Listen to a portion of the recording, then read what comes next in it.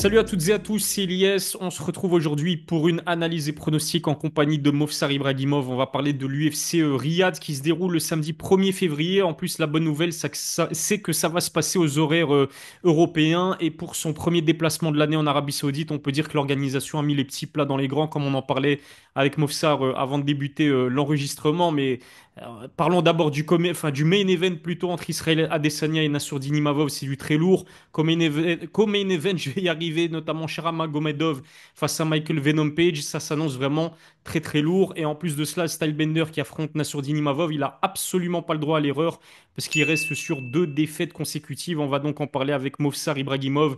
4-0 chez les pros. Il vient de signer à la BTT, l'une des plus grandes boîtes de management en France où est signé pour ne citer que Benoît Saint-Denis, Morgan Charrière ou encore Oumar Sy. Alors, Mofsar, comment est-ce que tu vas? Première question. Et puis, deuxièmement, comment elle s'est faite la connexion avec la BTT? Ça va super. Et la connexion de fil en aiguille, on a des intérêts communs, comme tu as dit. C'est actuellement en Europe, c'est eux qui ont plus de combattants à l'UFC. Euh, T'as vu, je te le dis depuis qu'on a démarré ensemble, je t'ai toujours dit qu'on a des grands objectifs et, euh, et on fait ce qu'il faut pour atteindre ces objectifs. Et la BTT, c'est un des moyens. On a, tu vois, on a réfléchi, on a bien travaillé, on a bien regardé ensemble. Et avec mon équipe, on a décidé que le meilleur moyen d'avancer, d'avoir les contacts, c'est important dans ce milieu. Et ce que propose la BTT, c'est très intéressant. Donc, on est parti sur ce chemin-là et on va voir où ça va nous mener. Magnifique. Et les intérêts en commun, comme tu en parlais il y a quelques instants, j'imagine que c'est notamment une signature à l'UFC, pourquoi pas? Mais c'est ça, tu vois. Et s'ils ont des mecs à l'UFC, peut-être que je serai le prochain. Tu vois. Et en fait, on a le temps. Tu vois, là, j'ai eu 26 ans il n'y a pas longtemps. 4-0, on a plein le temps, tu vois. J'ai le temps de devenir champion du UFC. Puis après, je vais devenir champion du PFL. Puis je reviens champion du UFC. J'ai confiance en moi et on a des grands objectifs, je te le dis encore. Et on va faire ce qu'il faut pour les atteindre. Excellent, on te souhaite évidemment toute la réussite. Et moi, personnellement, je n'étais pas du tout au courant de ta signature à la BTT. Donc, quand j'ai appris la nouvelle, franchement, ça m'a fait plaisir parce que je connais le professionnalisme de Guillaume Pelletier, donc le fondateur de la BTT. Et je connais ton professionnalisme à toi. Tu es un vrai espoir du MMA belge. Et donc, ça fait plaisir de vous voir vous connecter la BTT et toi. Donc, ça, c'était pour la première question. Et la deuxième question qui est en lien avec ta carrière, évidemment, Mofsar, dans les prochains jours, tu vas entamer ton cinquième combat professionnel. Et ça aussi, je te l'ai dit, non seulement lors de notre précédente analyse, mais juste avant, il y a quelques minutes, c'est ton combat qui me hype le plus chez les professionnels. Parce que tu vas affronter le 8 février en main event de l'AEC un certain Thomas Bryan, qui est brésilien, protégé de Charles Oliveira. Il compte 8 combats professionnels à son actif, 7 victoires pour une seule défaite. Et en plus de cela, vous allez vous affronter pour la ceinture des poids coqs de l'AOC. Donc, c'est vraiment la cerise sur le gâteau. Elle se passe comment ta prépa et ta perte de poids? Très bien, tout se passe très bien. On se prépare dur. Ça va être mon premier 5x5. La prépa, elle est interminable. Le camp, il est très, très dur. J'ai juste hâte d'arriver, faire le poids et de faire la guerre. La ceinture, je pars pas sans la ceinture. Ça va être bien. J'ai vraiment hâte. Je lui casse la gueule et on me donne le micro et je vais mettre un carnage au micro. Ah, je vais mettre un carnage au micro. J'ai trop hâte d'y être. Franchement, ça va être bien. Et tu vois, on n'a jamais démarré ça pour l'argent parce qu'à l'époque, il n'y avait pas d'argent. On a toujours démarré ça. On a fait ça parce que c'est la passion. Et Et je kiffe ça, tu vois, ça me passionne. J'ai hâte de combattre, j'ai hâte de faire ce que j'aime le plus, c'est-à-dire taper des gens. Et on en vit, mais bon, à la base, on est là pour taper des gens. Ouais, t'es là pour la bagarre, du coup, rendez-vous le 8 février. C'est à Laval, hein, c'est ça. C'est ça. Rendez-vous le 8 février à Laval pour le combat principal entre Movsar Ibragimov et Thomas Bryan. Ça s'annonce vraiment passionnant. Moi, je vais pas te mentir, je serai devant mon écran pour suivre ça avec beaucoup d'attention. Et pourquoi pas avoir Charles Oliveira dans le coin de ton adversaire. Franchement, j'y crois pas trop, mais s'il est là, ce serait juste une dinguerie absolue. À mon avis, ça va te motiver encore plus pour pour infliger une défaite à son petit protégé. Ouais, ce serait bien, ça fait... Je vais le call out lui aussi. Du cinéma, tu connais. Plus, plus il y a de gens, plus il y a des yeux qui regardent, plus il y a des yeux qui regardent, plus ça fait de pubs. Donc, c'est bon. Mais qu'il soit là ou qu'il soit pas là, moi, mon travail, c'est le même. Exactement. Donc encore une fois, rendez-vous le 8 février. Voilà ce qui concerne, en ce qui concerne l'actualité de Movsar. Pour moi, c'était important d'en parler parce que il fait de plus en plus de bruit, Movsar. Ça fait maintenant pas mal d'années qu'on fait cette analyse et pronostic. Donc ça fait plaisir de voir l'évolution de ta carrière.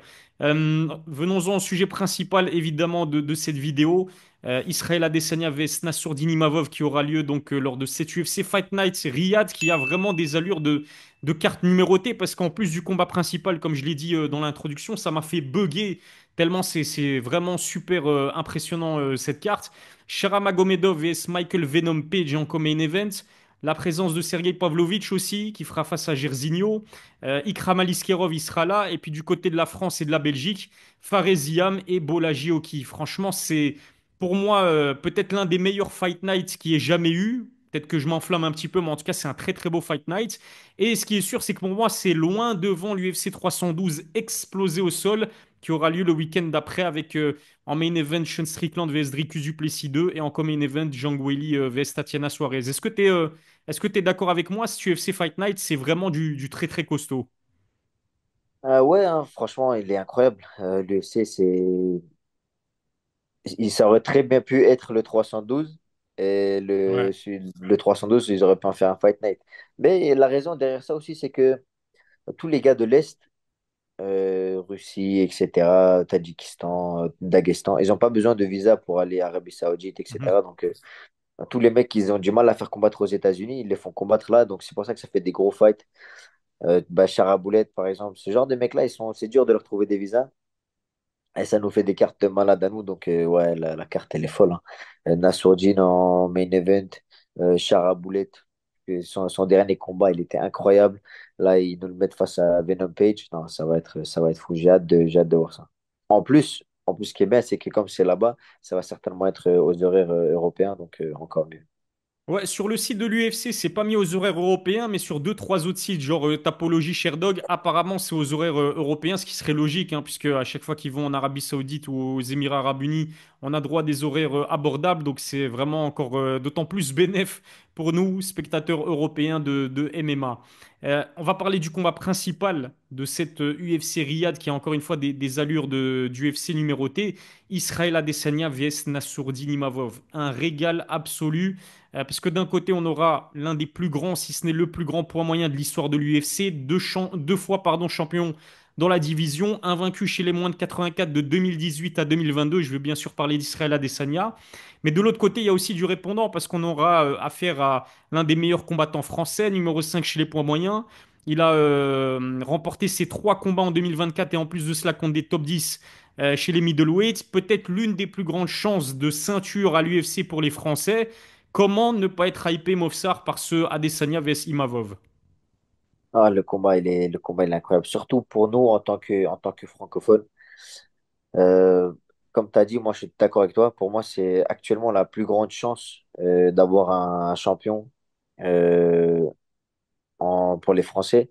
Le combat, il est fou. Tu viens de dire toi-même le palmarès qu'il a à Adesanya, c'est incroyable. Il a 5 6 défenses de titres, je pense, quelque chose comme ça. Là, il a l'air d'être un peu dans une pente descendante, mais c'est quelqu'un qui est très, très dangereux, qui a beaucoup d'expérience. Ouais, le combat, il est fou. On a un Nassourdine montant. Donc, tu vois, on espère beaucoup de ce combat. En tout cas, moi, j'en espère beaucoup. J'ai hâte de voir ce que ça va donner. Même si aucune ceinture n'est en jeu, pour moi, c'est l'un des combats les plus importants de l'histoire du MMA français, juste derrière Cyril Gane vs John Jones, parce que c'est John Jones en face, parce qu'il a été champion chez les lourds légers, qu'au final, il est devenu champion chez les poids lourds, mais c'est l'un des plus grands, si ce n'est le plus grand combattant de MMA de tous les temps, John Jones. Ensuite vient Cyril Gane vs Francis Ngannou, parce que ça comptait pour la ceinture, parce qu'aujourd'hui, Francis Ngannou, c'est un homme accompli qui a même été à deux doigts de battre Tyson Fury en boxe anglaise et qui était champion des poids lourds UFC. Moi, je le mets derrière Cyril Gane vs John Jones et Cyril Gane vs Francis Ngannou, ce Adesanya vs Imavov, et je le mets juste devant Manon Fiorot vs Rose Namajunas et devant Benoît Saint-Denis vs de Sim Poirier. Est-ce que tu es d'accord avec moi? Ouais, c'est exactement ce que j'étais en train de me dire. En termes d'enjeu, en termes de, tu vois, c'est un main event. C'est quasiment sûr que c'est un title eliminator. Donc, celui qui gagne, il a un shot pour la ceinture. Ouais, en termes d'enjeu, en termes de ce qu'il y a pour la France dans ce combat-là. À part les deux gros combats de Cyril Gane, je pense pas qu'il y a quelque chose de plus historique qu'il y a eu avant. Euh, à part, euh, à part Nassourdine, la plus proche de la ceinture, c'est Manon Fiorot. Mais Mhm. c'est vrai que je mets quand même Nassourdine devant. Et Dustin Poirier contre BSD, c'était un gros combat, mais il n'y avait pas autant d'enjeux. Tu vois. Donc, ouais, c'est ça, ça se vaut. Top 3 c'est pas rien. Et peut-être qu'après avoir gagné ce combat-là, il viendra prendre la première place de ce classement qu'on vient de faire. Ouais, c'est beaucoup, beaucoup, beaucoup de choses qui arrivent pour la France prochainement. Ouais, je le mets devant Benoît Saint-Denis, Dustin Poirier et Manon Fiorot, Rosna Mayonnaise, clairement parce que déjà c'est un combat principal, mais surtout parce qu'Adesanya, c'est, c'est, c'est peut-être juste derrière John Jones. Moi, je le mets quand même peut-être au-dessus de Francis Ngannou parce qu'il a défendu ses titres à plusieurs reprises. Mais Adesanya, c'est un adversaire extrêmement prestigieux. Il n'a pas la même, comment dirais-je, il n'a pas le même succès, la même réussite. On va en parler juste après que les années précédentes. Mais c'est certainement l'une des plus grandes stars de l'histoire de l'UFC et l'un des plus grands champions, l'un des champions les plus dominants de l'histoire de l'UFC, Israël Adesanya. Ouais, c'est ça. En fait, on a tendance à vite oublier quand quelqu'un prend un peu des défaites, etc. Mais je te dis, j'ai regardé, mais je suis plus certain si c'était 6 5 ou 6 défenses de suite de sa ceinture. Ouais, Après, il a perdu et il a regagné contre Alex Pereira. ouais. Alex Pereira qui est actuellement une des plus grandes stars de l'UFC. Donc, c'est un Hall of Famer, futur Hall of Famer. Ça sera une légende, on en parlera comme une légende de ce sport. Euh, sur la fin, il commençait à avoir un style un peu moins. euh, Spectaculaire. Ouais, là, c'est un peu moins de show, un peu moins de spectacle, mais il gagnait et il a pas gagné contre n'importe qui. Donc, ouais, c'est le personnage que prend Nassourdine, c'est pas n'importe qui. Et et c'est les enjeux, c'est l'adversaire qui fait que l'adversité, elle est tellement grande que ce combat, tu es obligé de le placer parmi les plus grands de l'histoire française. Ouais. Et il a presque nettoyé sa catégorie au moment où il était à son prime. Et on oublie aussi, hein, enfin, il y a certains fans qui oublient qu'Adesanya, à un moment donné, il est monté en catégorie chez les lourds légers pour devenir double champ. Malheureusement, ça lui a pas réussi parce qu'il a perdu contre Jan Blachowicz. Je pense que tu parlais d'enjeu il y a quelques instants. Ce qui donne encore plus d'enjeu à ce combat, c'est justement la forme du moment d'Israël Adesanya, qui pour la première fois de sa carrière, t'as vu, ton téléphone en tombe. Mais pour la première fois de sa carrière, Movsar Israël Adesanya, il a perdu 2 combats consécutifs contre Sean Strickland et puis contre Dricus du Plessis. Sur ces 4 derniers combats, il compte 3 défaites. Donc il a perdu contre Alex Pereira avant de prendre sa revanche contre Poatan et puis donc Strickland et Dricus du Plessis. Ce qui est fou, c'est que Pereira, Strickland et Duplessis n'ont pas du tout utilisé la même stratégie pour battre Israël Adesanya. Et c'est vrai qu'auparavant, on avait l'impression que le stylebender, il était limite invincible. Comment est-ce que tu expliques qu'Adesanya ne soit plus aussi dominant qu'il y a quelques années? Déjà, il y a plusieurs choses, il y a plusieurs choses et ça dépend toujours de l'impact de ces choses-là sur les combattants. Souvent, on parle de d'aura du champion. Quelqu'un, quand il devient champion, il devient encore plus fort, comme si, tu vois, je suis champion, maintenant je peux plus perdre. Mentalement, tu switches. Mais Adesanya, il a été pendant tellement longtemps. Pendant tout ce temps où il était champion, il a vieilli aussi. Il a Mhm. 35 ans maintenant. Ouais. Donc forcément, ça doit avoir son effet. Quand tu atteins une certaine aisance dans ta vie aussi, j'ai du mal à croire que tu peux t'entraîner aussi dur quand tu vois, t'as une Maserati, tu as une Lamborghini, tu as une grande maison, tu as une piscine. C'est dur de t'entraîner 2 fois par jour tout le temps. Tu démarres à t'entraîner quand tu as des camps d'entraînement, alors que tu es la cible pour d'autres personnes qui ne rêvent que de ça. Mhm. Donc déjà ça, puis en plus le style de Strickland. Strickland, il a un style très bizarre, un peu non orthodoxe. Il faisait des trucs avec les coudes, il levait les pieds. C'est dur de boxer des gens comme ça. Donc cette défaite-là, voilà, il a perdu contre un style compliqué. Puis après Dricus.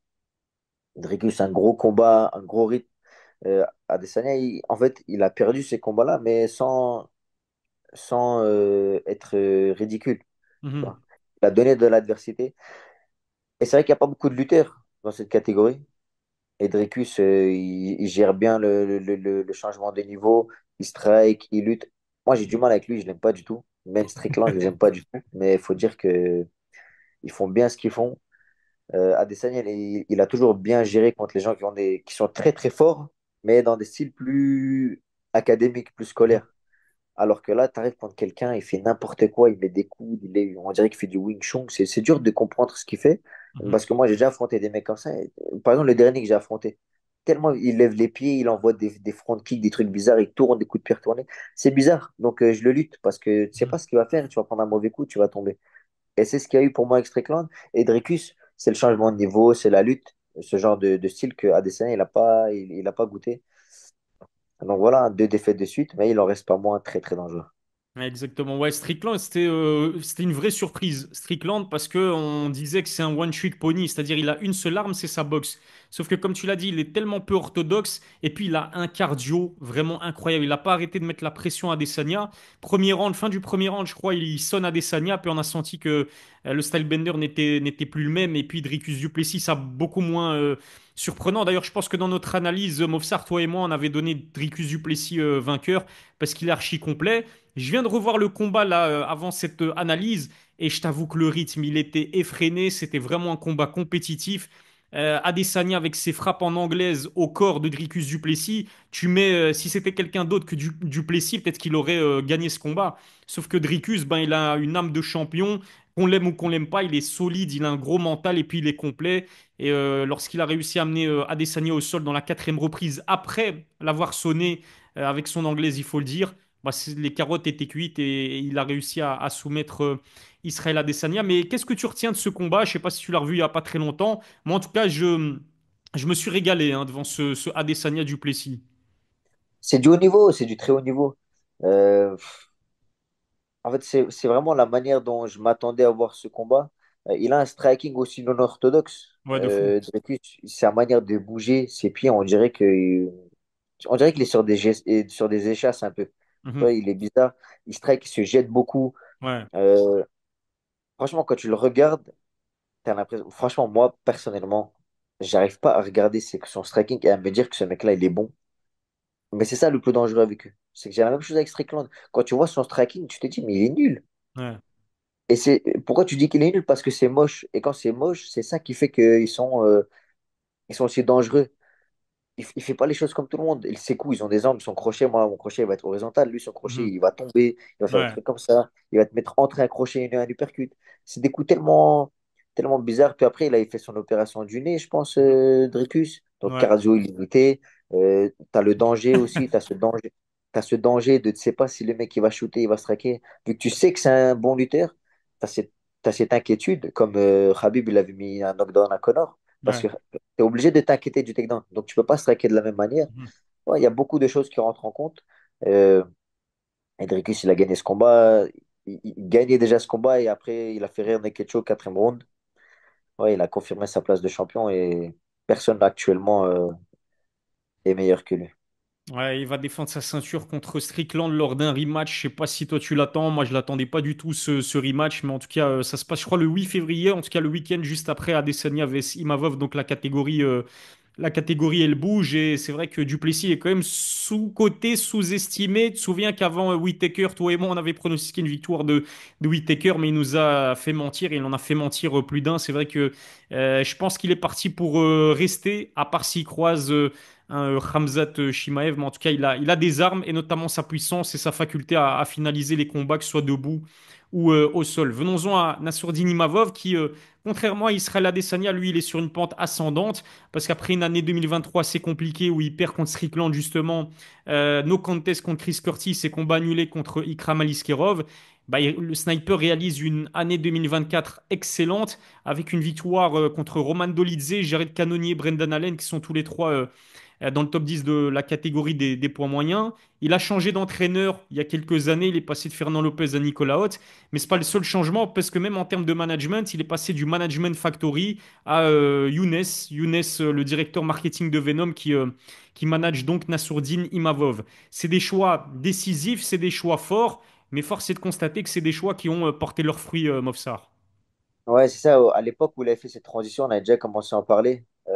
Dès qu'il a commencé à gagner ses combats et à dominer ses combats, dès le début, moi, j'avais dit, connaissant Nicolas Haute, allez, je vais pas dire que je connais bien Younes, mais tu vois, je le connais par connaissance. On a déjà parlé un peu, etc. C'est quelqu'un qui a la vision, qui a la vision dans ce sport. il a des très bons futurs prospects, même chez les amateurs. Donc, ouais, c'était des bonnes décisions. Nicolas Haute, je t'ai dit, c'est un mec qui a la vision de fou. Il évolue dans ce sport parce que le MMA, c'est un sport qui bouge vite. Mhm. C'est pas quelque chose qui est en place depuis tellement longtemps qu'on connaît toutes les armes. C'est comme tu regardes à un moment donné, les calf kicks, c'est devenu à la mode. Ouais, Puis à un moment donné, euh, les calf kicks, c'est devenu à la mode quand Dustin Poirier il a battu Conor McGregor ouais. avec les calf. Puis après, il y a eu le high kick de Leon Edwards. Mhm. Le gauche-droite, high kick du même côté, c'est devenu à la mode. En fait, le sport, il bouge beaucoup. Et quand le sport, il bouge, tu as besoin de quelqu'un qui a une approche un peu plus jeune, qui s'adapte beaucoup. Et Nicolas Haute, c'est ce qu'il fait. Donc, il a un très bon entourage. Les résultats ont prouvé que son entourage, c'est le bon. Mentalement, tu as besoin d'être bien entouré, physiquement, etc. Tu as besoin de gens qui comprennent ce sport et c'est ce qu'il a. Et les résultats suivent. Exactement. Parlons maintenant de leur style. Je veux bien Movsar. C'est vrai que sur papier, c'est une opposition qui devrait plaire aux fans parce que c'est une opposition entre deux strikers qui sont techniques et qui sont athlétiques, même si c'est vrai qu'Adesanya a une plus grande allonge et il est plus grand que Nassourdine Imavov. Mais ils ont tous les deux un excellent footwork, par exemple. Une grosse explosivité, il faut le dire aussi, surtout pour des combattants de cette catégorie-là, moins de 84 kilos. D'ailleurs, soit dit en passant, ni Adesanya ni Imavov ne sont des gros poids moyens, tout le contraire d'un Dricus du Plessis par exemple. Mais ils combattent pas du tout de la même façon parce que Adesanya, on peut le, comment dirais-je, on peut catégoriser son style comme étant celui d'un kickboxer en MMA, et du côté de Nassourdine Imavov, on peut le catégoriser comme un boxeur. Qu'est-ce que tu penses de leur style respectif? Est-ce que tu es d'accord avec moi si je dis que Adesanya c'est plus un kickboxer et Nassourdine plus un boxeur, même si évidemment ça reste des combattants de MMA. Ils sont quand même relativement complets tous les deux. Bah si, ouais, c'est très bien expliqué, c'est exactement ça. Il a un gros passé en kickboxing à Adesanya et c'est toujours le style qu'il a montré en combat. Du kickboxing avec des très bons déplacements. Il fuit un peu, je dis fuit, mais il fuit pas vraiment, il garde une bonne distance tout en faisant des rentrées-sorties. Alors que Nassourdine, très grosse anglaise, compact, rapide, puissant, et il fait beaucoup de changements de niveau, il lutte beaucoup. Donc, ouais, c'est une très belle opposition. Et c'est une opposition dans laquelle, moi, je pense que, on en parlera après, mais que je pense que Nassourdine, il peut vraiment tirer son épingle du jeu. Je pense Mhm, que dans ce genre de confrontation-là, le style de Nassour, il peut vraiment faire mal. mhm.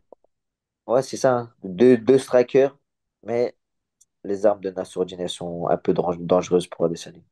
Ouais, le plus complet des deux, de loin, c'est Nassourdine Imavov, on va pas se mentir. C'est ça, en fait, Adesanya, il a un style où il comble le fait qu'il n'est pas très bon en lutte par une défense incroyable. Et Voilà, ouais. grosse défense de takedown. C'est le choix de certains. Euh, Si tu es nul au sol, il suffit de ne pas te faire amener au sol. Mhm, Et pour ça, tu dois travailler dur. Et c'est beaucoup ce qu'Adesanya il a fait jusqu'à maintenant. Mais le problème, c'est que dans certaines... si tu es sonné, si tu as pris un mauvais coup, tu es fatigué, tu t'es fait avoir sur un bon timing, des fois, tu peux rien faire. Des fois, tu peux rien faire. La défense, tu n'as même pas le temps de commencer à défendre. Tu t'es fait avoir sur un bon timing, c'est terminé. Donc, c'est pour ça que, personnellement, je trouve que c'est quelque chose de dangereux. Il faut être prêt à tout. Mais voilà, Adesanya, il a prouvé qu'il savait très bien faire ce qu'il fait. Tu vois, j'ai pas de... Je peux durement critiquer quelqu'un qui a été champion aussi longtemps que lui. Mais voilà, moi, je préférais l'approche de Nasruddin dans ce combat. ouais, et le pire, c'est qu'on n'a même pas encore vu énormément du sol de Nassourdine Imavov lors de son précédent combat contre Brendan Allen. Je pense que c'est fin de deuxième round, il tente la clé de bras, mais ouais, il peut te coller contre la cage, il peut utiliser sa lutte pour te fatiguer comme il l'a fait avec Brendan Allen. Et qu'est-ce que j'allais dire? Ce que j'aime beaucoup dans le style d'Adesanya, ce sont ses feintes notamment. Il a vraiment un style à lui, hein. Il y a un style propre Israël Adesanya. Tu vois dans ses mouvements que c'est du Israël Adesanya. Faut pas oublier non plus que c'est un excellent contreur. Il l'a montré contre Pereira lors du deuxième combat.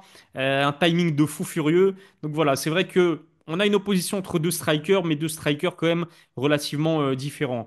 Ce que je voulais aussi dire concernant Nassourdine Imavov, c'est que perso, j'ai l'impression qu'il est beaucoup plus serein quand il combat, il est plus calme, alors que c'est vrai qu'il y a quelques années, il avait tendance à combattre avec les émotions, à s'énerver un petit peu vite, à sortir de ses gonds, ce qui fait qu'il se fatiguait aussi relativement vite. Toi aussi, tu as constaté des progrès au niveau mental et au niveau d'endurance de la part de Nassourdine Imavov sur ces derniers combats? En fait, justement, c'est dans cet aspect-là surtout que c'est le plus important, l'entourage. Tu as besoin d'un entourage qui te canalise, qui te permet de comprendre qu'on est des sportifs. On est des sportifs, on est des athlètes. Et quand tu es un athlète, tu dois rester concentré sur ce que tu as à faire. Sans froid, tu peux avoir des émotions, etc. Mais il faut les contrôler avec sang-froid et quelqu'un qui comprend beaucoup et qui adopte ce travail mental, cet exercice mental chez ces athlètes, c'est Nicolas Haute. Nicolas Haute, il met un point là-dessus. Je l'ai déjà vu faire. Il parle beaucoup, il explique beaucoup, il te fait comprendre les choses. Dans un sport où il y a autant d'adversité, tu peux pas te laisser tes émotions prendre le dessus. Sinon, comme tu as dit, tu frappes pour faire mal à chaque coup, tu te fatigues. Tu es obligé de rester concentré. Comme un assassin, sans Mhm. froid, sans froid. Tu peux pas arriver comme un fou. Ouah, le combat, il dure 25 minutes. Donc, si tu t'emportes, au bout de 10 minutes, t'es cuit. Et il reste 3 rounds où tu vas te faire fumer un peu comme Oumar avec Merab. Tu vois, Mhm. tu fais 2 gros rounds, puis t'es cuit, et puis le mec qui est resté calme, il va l'emporter. Donc, euh, c'est ça, encore une fois, hein, même dans rien que Younes, qui est très souvent, qui fait tous les voyages avec Nasruddin et tout, je les vois tout le temps ensemble. Ils ont une relation saine, un peu comme, encore une fois, je reparle toujours d'eux, mais le meilleur groupe, le meilleur entourage actuellement, quand tu penses, c'est la team Khabib, etc. Mhm. Tu les vois, ils s'entraînent, ils combattent le lendemain de 1 ou 2 jours après leur combat. Islam, il était déjà dans le camp d'entraînement de Ousmane pour le Ouais. préparer. Ça, c'est une grosse cohésion qui te permet de ne pas perdre le nord. Quoi qu'il arrive, tu deviens champion 50 000 fois, tu restes quelqu'un d'humble. Tu vois Islam qui gagne la ceinture, pound for pound, etc. Soumission de l'année 2 fois de suite. Il fait quoi? Il appelle sa mère, il envoie une petite photo pendant l'interview. Tu sais, c'est des gens qui restent humbles et des gens qui restent sous contrôle parce Mhm. que tu as des gens autour de toi qui te permettent de rester dans un environnement sain. Et c'est ça que Nasruddin est là actuellement et c'est très, très, très important dans le game. Ouais, totalement d'accord. Et c'est vrai que tu le vois choisir ses coups beaucoup plus intelligemment. Le combat enfin, qui me vient toujours en tête quand on parle de Nassourdine Imavov pour justement illustrer cette progression, c'est son combat contre Buckley. On sait que Buckley, il a une grande gueule. Donc il a énormément trash talk avant le combat. Et on avait vraiment le sentiment que Nassourdine, à chacun des coups qu'il envoyait, il les envoyait ouais, pour tuer Buckley. Ce qui fait que dans le troisième round, il s'est quand même fatigué alors qu'il dominait largement dans les deux premières reprises. Bon, là, comment dirais-je, l'avantage, c'est qu'Adesanya, c'est pas quelqu'un qui va te trash talk si tu le trash talk pas. Et je pense que les deux se respectent énormément et donc on devrait avoir la meilleure version de Nassourdine Imavov. D'ailleurs, la statistique incroyable, je t'en ai parlé avant qu'on fasse cette analyse et t'étais choqué, moi-même j'étais choqué. Il faut en parler, c'est que c'est la première fois depuis 6 ans, Movsar, qu'Israël Adesanya ne va pas combattre pour la ceinture. 12 combats pour le titre au total pour le Stylebender, évidemment, c'est tout simplement exceptionnel. Mais j'aimerais savoir si pour toi, c'est une mauvaise nouvelle pour Nassourdine dans le sens où on risque d'avoir aussi droit à la meilleure version d'Adesanya dans le sens où il est libéré de toute pression, ou au contraire, c'est une mauvaise, enfin, c'est plutôt une bonne nouvelle pour Nassourdine Imavov parce que Adesanya, elle a justement besoin de cette pression-là pour briller au plus haut niveau. Je pense que Adesanya, il va arriver toujours à son niveau habituel, c'est-à-dire en tant que champion, parce il a tellement été dans cet état-là, tellement été le main event, le personnage, l'homme à abattre, que je pense qu'une fois que tu as atteint ce truc-là pendant aussi longtemps, ça le reste, tu deviens ça, tu deviens ce champion. C'est plus quelque chose que tu cherches à garder parce que il l'est devenu. Tu regardes quand il a perdu la ceinture, il l'a récupéré direct. 6 ans à être un champion, 6 ans à combattre pour la ceinture. Au final, je pense que pour lui, il se dit juste, je vais aller récupérer ce qui m'appartient. Mhm. J'ai du mal à voir ce qu'Adesanya peut être encore plus dangereux que ce qu'il est déjà. Peut-être qu'on va le revoir un peu comme il était contre Gastelum, la guerre qu'il a fait à l'époque. Je sais pas. En tout cas, ce qui est sûr et certain, c'est que le combat, il va être fou. Le Mhm. combat, il va être fou. Je vois le combat durer. une guerre, des coups, beaucoup d'échanges. Je vois pas un chaos rapide, tu vois. Donc, ça va être la guerre. Ça va être la guerre. Ça va être une vraie guerre. Mhm. Je te posais la question parce que justement, c'est vrai qu'Israël Adesanya, avant qu'il ne combatte pour la ceinture, il était archi spectaculaire, tu vois. Il a toujours été intelligent, mais c'est vrai qu'en tant que champion, il s'est montré plus que, enfin, il était intelligent, mais il prenait le moins de risques possible. Après, c'est logique, je me mets à sa place, t'es champion, tu vas pas tenter un coup de pied retourné spectaculaire et puis tu te fais contrer, tu te fais éteindre, tu perds ta ceinture. C'est totalement logique. Mais c'est pour ça que je te pose cette question. Là, il défend pas de ceinture, il joue pas une ceinture. Donc, qu'est-ce qu'on risque de voir un Adesanya comme avant qu'il devienne champion, extrêmement spectaculaire, divertissant? On aura la réponse le 1er février. Il me reste une dernière question à te poser avant qu'on passe au pronostic. Mais c'est vrai que ça va être les 2 prochaines semaines, là, elles vont être décisives pour la catégorie des poids moyens. Parce que, imaginons que Nassourdine parvienne à infliger une défaite à Adesanya. Ça ferait 3 défaites consécutives pour Adesanya. Il a tout gagné, il a été champion pendant de longues années. Il est multimillionnaire, c'est une star. Est-ce que ça risque pas de lui donner envie de prendre sa retraite? Ça, c'est une première chose. Et puis aussi une deuxième chose, imaginons que Nassourdine batte Adesanya et parvienne à le terminer, le finaliser. Est-ce que ça pousserait pas l'UFC à lui offrir un title shot ensuite, malgré la très très belle prestation de Khamzat Chimaev contre Robert Whittaker? Déjà pour Adesanya, je pense que ça dépend beaucoup des combattants, de la manière dont ils se sentent. Et je trouve que celui qui a le mieux imagé ça récemment, c'était Islam Makhachev, quand on lui a demandé est-ce que tu comptes prendre ta retraite. Il a dit quoi? Il a dit, tu vois, quand tu es ce genre de champion, quand tu es à ce stade de ta carrière, beaucoup de jeunes de ta catégorie de poids qui veulent ce que tu as, ils viennent s'entraîner avec toi. Ils viennent dans ton club, ils font des camps chez toi, ou toi, quand tu fais des camps ailleurs, tu croises ces mecs-là en Thaïlande, etc. Ils sont partout, tous ceux qui veulent prendre ta place. Tant que tu es capable de rivaliser avec ces jeunes-là, c'est ce qu'il disait Islam, tant que je suis capable de rivaliser avec ces jeunes-là, que je suis capable de les battre et que je ne me sens pas dépassé, je garderai ma place et je continuerai à combattre. Le jour où tu en as marre, le jour où tu perds cette flamme, tu perds l'envie, où tu sens que tu es dépassé par la génération qui arrive, pour moi, c'est le moment de prendre sa retraite. Et ça dépend beaucoup de chacun. L'âge, en fait, on ne peut pas trop s'y fier parce que certains, à 35 ans, ils continuent encore jusqu'à 40 ans. Il y en a, ils s'arrêtent à 31 ans. Donc, euh, donc voilà, je pense que ça va dépendre beaucoup de lui. Il peut continuer longtemps comme il peut arrêter très vite. Donc voilà pour Adesanya. Et en ce qui concerne Nassourdine, s'il gagne ce combat, moi je pense que son combat d'après, ça va être un title shot. Mais je pense qu'il va l'avoir juste après Chimaev. Je pense que Chimaev va avoir le combat pour le titre en premier et que après, celui qui va gagner le combat de Chimaev contre qui que ce soit, contre Dricus du coup, sauf si il se passe quelque chose entre-temps, mais celui qui gagne ce combat-là, moi, je le vois affronter Nassourdine après. Donc, est-ce que potentiellement, on va avoir un monde où il y aura Chimaev contre Nassourdine? Qui sait? Est-ce que même ils vont faire ce combat-là? Mhm. Qui sait? Ça s'annonce bien, ça s'annonce alléchant. J'ai hâte de voir la suite. Donc voilà, les futurs combats vont être vraiment bien. Ouais. Moi, perso, je pense que si Khamzat Chimaev est champion, c'est une très mauvaise nouvelle pour Nassourdine parce que je vois pas Nassourdine et Khamzat Chimaev vouloir s'affronter. Même si Nassourdine est daguestanais d'origine et Khamzat Chimaev tchétchène d'origine, ça reste des frères évidemment. Et c'est d'ailleurs, je pense que Khamzat ou plutôt c'était Nassourdine qui a été s'entraîner avec Khamzat il y a quelques mois. J'ai vu une photo passer, peut-être que je me trompe, mais en tout cas, ouais, franchement, si Khamzat est champion chez les poids moyens, c'est une mauvaise nouvelle pour Nassourdine parce que je le vois pas aller l'affronter pour la ceinture. Après, qui sait, hein, peut-être que ça se fera. Mais après, est-ce que Khamzat sera champion aussi? Ça, c'est la question parce que c'est une catégorie dans laquelle tout va très vite. Dricus du Plessis solide. Mais qui nous dit que Dricus va battre Sean Strickland dans 2 semaines? Enfin bref.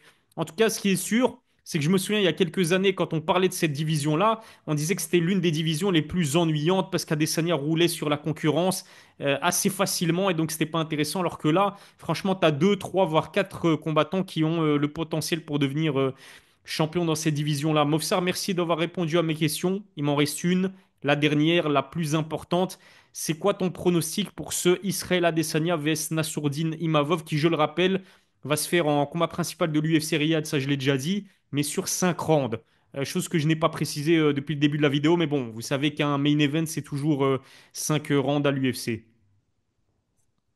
Je pense dans ce combat-là que Déjà, j'ai envie d'y croire parce Mm. que en termes d'histoire et pour ce que ça représente pour nous, c'est quelque chose de fou. Et la manière dont Nassourdine est vraiment bien en ce moment, je pense qu'il va gagner, je sens qu'il va gagner. Et je le vois gagner un peu à la décision déjà, un peu à la manière de Merab, Mm. mais quand même en moins cardio parce que Merab c'est abusé. Ouais, de Je le fou. vois gagner une décision, peut-être un début un peu plus compliqué, mais il va le lutter, il va le fatiguer, puis le striker aussi. Tu vois, une fois que tu as ce danger, une fois que tu as ce danger de la lutte, c'est dur de striker correctement. Je pense qu'il va jouer sur les niveaux, C'est mais ça. qu'il est aussi très dangereux en anglaise. Donc je pense que c'est ça qui va se passer et qu'il va l'avoir à l'usure. Je vois pas trop un finish, je t'avoue, même si on n'est jamais à l'abri. Je pense que Nassourdine va gagner une décision plutôt dominante. Ok, bon à savoir. Moi aussi, je pronostique une victoire pour Nassourdine Imavov.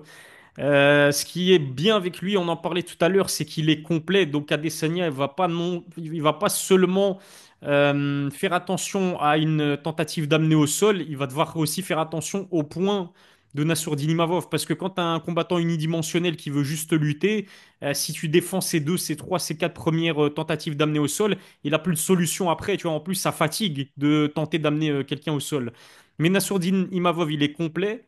Et puis là, je fais confiance à son équipe et principalement à Nicolas Hotz qui vont lui faire un game plan, une stratégie aux petits oignons. Il va falloir coller Adesanya contre la cage, il va falloir le fatiguer en utilisant la lutte. Peut-être hein, une sorte de combat semblable à ce qu'on a vu entre Adesanya et Dricus du Plessis. Sauf que pour moi, Nassourdine Imavov, il est plus propre techniquement par rapport à Dricus. Il a peut-être moins de cardio, mais il est plus intelligent. C'est mon avis en tout cas. Et donc, je vois une victoire de Nassourdine Imavov. Mais j'ai bien envie. Je pronostique une victoire via décision, mais j'aimerais bien voir Nassourdine Imavov finaliser Israël Adesanya. Comme ça, ensuite, peut-être l'UFC lui offrira un title shot. Par contre, la précision que j'ai quand même envie de faire, Movsar, parce qu'il ne faut pas manquer de respect à cet immense champion qui est Israël Adesanya. Pour moi, Adesanya reste favori. Mais je pronostique une victoire de Nassourdine Imavov via décision et pourquoi pas via soumission. Ce serait tout simplement exceptionnel. N'oubliez pas de nous donner vos pronostics dans les commentaires. Abonnez-vous à ma chaîne, activez la cloche pour recevoir les notifications, lâchez un pouce bleu, ça fait toujours plaisir. Et puis donnez un maximum de force à Movsar Ibragimov avant son combat du 8 février à l'AEC pour la ceinture des poids coqs de l'AEC. Merci beaucoup encore une fois, Movsar, d'avoir répondu à mes questions. C'était un plaisir comme toujours. Et je te souhaite évidemment la victoire le 8 février face à Thomas Bryan. Merci. Merci beaucoup pour la force que tu me donnes depuis toujours. Merci à tous ceux qui regardent, qui viennent me donner la force sur Instagram, etc. Merci beaucoup et on va tâcher de porter l'étendard francophone très haut.